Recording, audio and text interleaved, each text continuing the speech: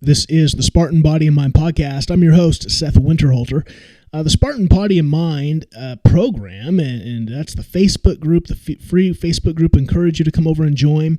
That is the Spartan program that's launching right now. We're doing a special Christmas special, $99 to preview, to test drive the program for the entire month of December. That gives you access to the private group. That gives you the group sessions on Saturday mornings. Those are recorded, so you can access those whenever you want. I want to encourage you, be a part of the program. Go to thespartanprogram.com. What is the Spartan program? It is a program for people to become Spartan fit in both body and mind. And that's why this podcast exists. We hope to give you free content to inspire you, to encourage you, to give you insights in how to become a thriving person, how to operate at peak performance in your body and mind. That's what we believe being Spartan fit means. So today on the podcast, our topic is, how do you prioritize your health? And maybe we'll talk, the other side of that is how do we not prioritize our health? How are we tempted to allow everything else take a priority above ourselves? And why this topic is really important to me is because this was me. This was me 5 years ago, 100 pounds overweight, making everyone else around me the priority. And what I had to learn is there is a difference between being selfish and being selfless. And I believe neither of those two things are healthy. We kind of hear that selflessness, oh, that's the greatest. We want to be selfless. Selfless, in its truest dictionary form, means you don't care about yourself. You care about everything else beforehand. But we know that that is foolishness. In fact, every time you get on an airplane, you hear, put on your oxygen mask before you put on the oxygen mask of the person next to you, right? If you have kids, if you have a spouse, you care about yourself first. Why? Because as you try to care for the person next to you, if you don't have oxygen coming to you, you could pass out, and then they could pass out because you're unable to help them. So you have to help yourself first to make sure that then you can help the people around you. And that's really what I mean by prioritizing your health. It's, yes, I want to have an attitude of selflessness. I want to have an attitude of pouring out, but I've got to put something in my tank so I have something to pour out from, right? If your car doesn't have gas in it, it's not going to go anywhere. It's going to be an ineffective tool. It's going to be a lawn ornament. And so you've got to put fuel in, and you got to do more than just put fuel in. You got to change the oil. You've got to do the regular maintenance to make sure that you're operating at peak performance. And I think those who prioritize themselves, their mental health, their physical health, their emotional health, those who prioritize those things are actually impacting the world for the best. Those who are not healthy are not, even if they do great things, inspiring things, I don't think the picture of their life is actually what we want to emulate. And I think that's easy to see. What is a person's disposition? It's not just what you do vocationally, it's who you are as a person. I want to be around people who are joy-filled, who are inspiring, who are thriving, but who operate in a I don't like the word work-life balance, but because that's kind of what we use, a healthy work-life balance. Balance is, to me, an overrate. I think that even the term gets a little bit out of whack. I think we live in a tension. We have to know when we need to pour into things and when we need to pull back and pour into others. But the reality is, if you're not pouring into yourself first and foremost, and that doesn't mean that your cup has to be full all the time, that you can't pour out until you're full. No. Sometimes you only get to pour half in. Sometimes maybe only a quarter of a tank in before you're called to pour out because other things around you need significant attention. But you got to pour something in, because if you don't have anything in your cup, you're not pouring out anything of quality. Even if you think you are, that's the danger for some of you. Some of you are really effective, or you think you're effective because you have success around you. This was me. I had success around me, but I was not pouring into my cup in a right way, in an effective way. And so even my leadership was tainted. It was tainted with frustration. It was tainted with just some unhealth emotion, unhealth mentality, and it wasn't all downhill, but it could have been so much better. It could have been so much better, and I think the areas as I got healthy became better. And then there were other things to work on. So there's always something, right? That's the other thing with peak performance. You're always fine-tuning. You're always, right? Just because you get your car, you get the oil change done, and you get all the maintenance they tell you done, that doesn't mean something's not going to go wrong later. That doesn't mean you don't do maintenance once on the car and that it's good for 500,000 miles. You're continually getting it checked, continually updating, and that's the reality of what Spartan Body and Mind is. It's about always looking under the hood to make sure that we're continuing to thrive, continuing to grow, continuing to become all that we are meant to be. So let's talk a little bit about how you prioritize your health, not being selfish and making sure that we're completely full all the time before we give. That's not healthy. But not being selfless in the fact that we never put anything into our cup or put very little into our cup and expect to pour out of abundance. No, we want to have a healthy understanding of self-care. So here are 3 things to think about. First, to be able to do self-care, to be able to pour in so that you can pour out, number 1, you have to know yourself. A car has a check engine light. Do you? Do you have something? Are you in an awareness of yourself? Are you doing some kind of assessment of yourself to ask yourself, how am I doing? How am I doing physically? How am I doing mentally? How am I doing emotionally? What do you do to check in with those things? Here's some things. How are you sleeping? Is it uninterrupted? Are you tossing and turning a lot, not getting good sleep? Are you waking up refreshed? Or are you waking up tired? Are you getting tired and exhausted throughout the day, or are you going pretty well? Again, these could be a number of contributing factors, but these are some basic questions you can ask yourself, right? When you look in the mirror, do you like what you see? Do you feel confident about your body? Does your body look like it's thriving? Do you have some muscle on your frame? Are you sticks and stones and withering away, or are you overweight? Are you obese? These are some things that can help you go, man, I might need a tune-up. I might need to do some work. So you have to know yourself first, and knowing yourself comes from awareness, checking, assessing, doing some check engine light stuff, and maybe you have some good friends who can speak into that as well. Maybe you're doing that with each other, checking in and asking yourself, how you doing mentally? How you doing emotionally? How you doing physically?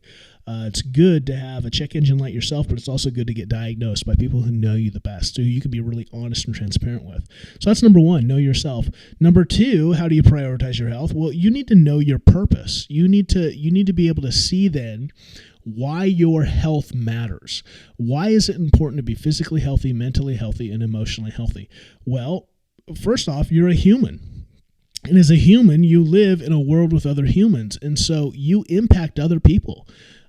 The way your health or your unhealth is going to be a contributing factor in the way you engage with others.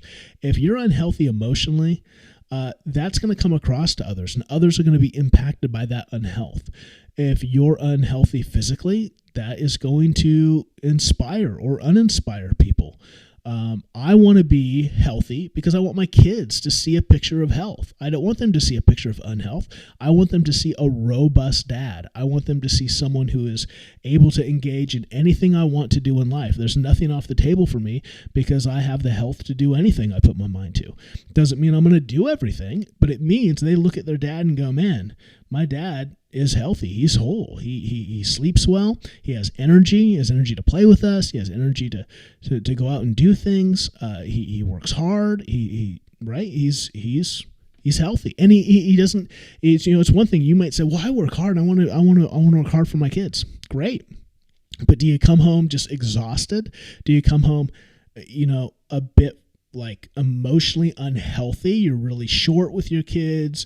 You're short with your spouse. You just don't have much to offer. Well, that's not healthy, right? Like that shows them that then what are you telling your kids? That like work is some depressing place you go so you come home angry? Like you're not healthy. And so that's why I say it's not just about having a healthy body. It's about having all 3. Do you have a healthy body? Are you physically healthy? Are you mentally healthy? Are you emotionally healthy? And all those 3 things can help you. And I think that prioritizing your health, when you see that you impact the world around you, and that first general, like knowing yourself, are you healthy so you can be a healthy person? I think that helps me want to prioritize myself. That's right. Every day I'm interacting with people.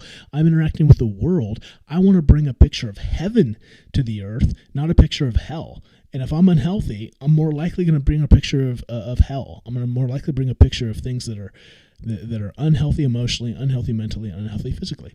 So it's the same thing, number 2, with knowing your purpose. Like, I want to be a good spouse. I want to be a good dad. I want to be a good employee, employer. I want to be a good friend. Like, these are my purposes in life. I want to impact the world for good. And so the best version of me has the best likelihood of doing that. So when I'm healthy and fit, I'm able to thrive. I have the energy to work hard, to work effective, to be creative in my mind. And working hard doesn't just mean working a ton of hours either. I think that's foolish. I think working hard means giving the best I can give every day, the best of my mind, the best of my creativity, the best of my engagement when I'm with one-on-one with coaching and clients and consulting. I want to give my best. So knowing my purpose helps me prioritize my health. When you have a clear purpose in your life, in all the facets of your life, your relationships, your vocation, your free time, you begin to see why it's important to be healthy and robust and physically, mentally, and emotionally. Number 3, so we have number 1, know yourself. Number 2, know your purpose. Number 3, have a vision for your life. Know your vision. It's one thing to self-check, to look at the self-check engine light. It's another thing to know your purpose right now and the way your life is impacting others right now. But I think the third thing is it's important to know where you're going. Who are you now, and who are you trying to become? Right? What does it mean to be even healthier? What does it mean to be more effective? What does it mean? Where are you going vocationally? Are you trying to, are you in a company and you're trying to climb the ladder? Are you a salesperson and you're trying to be more effective in your sales? And it's not just about making more money, right? It could be just the way you have impact, the way you lead teams, the way you do what you're doing. Do you have a vision for yourself? What's the vision for yourself as a friend? What does it mean to be a better friend? What does it mean to be a better spouse? What does it mean to be a better parent? What does it mean to be better in the organizations that maybe you serve with? If you're involved in community activities, and maybe you're a coach, maybe you're a teacher, a leader, working for a nonprofit, whatever you're doing with your life, I would encourage you, have a vision of the person you aren't yet that will motivate you to take care of yourself, to become better physically so you have the energy to do those things. Think about, it could be a powerful thing to think about having grandkids and think about getting older. Guess what? You're getting older. I'm getting older. That means that my body is going to face the realities of age. And so I want to be in peak performance so that as I age, I can still do what I want to do. I don't want to wait until all of a sudden my children have grandchildren and I'm like, oh, maybe I should get in shape now so I can play with my grandchildren. Man, I'm not saying it's too late, but that will be a much more difficult journey than if you take action right now. That's why the other podcast this week, when's the best time to start getting healthy? Right now. Don't delay. You're only making it harder. Getting healthy doesn't happen by osmosis. It happens by intentionality. So, know yourself. Do you have a check engine light? Are you regularly assessing yourself, and do you have close friends who can help you in the assessment? Know your purpose. What are you doing right now? What are the various areas in your life where you can see how your physical health, mental health, and emotional health will actually how those things play in significantly to the things that you love, the things that you're passionate about. Number 3, know your vision. Know where you're going. Paint a picture for yourself that says, I want to become better than who I am today. I want to become more healthy, more robust, and that's not just, again, physically health, that's mentally healthy. How do you become more mentally healthy? You learn, you grow, you grow in wisdom, you grow in application. How do you grow emotionally healthy? You mature, you become more self-aware, you become more aware of what it means to become emotionally healthy. You develop the emotions.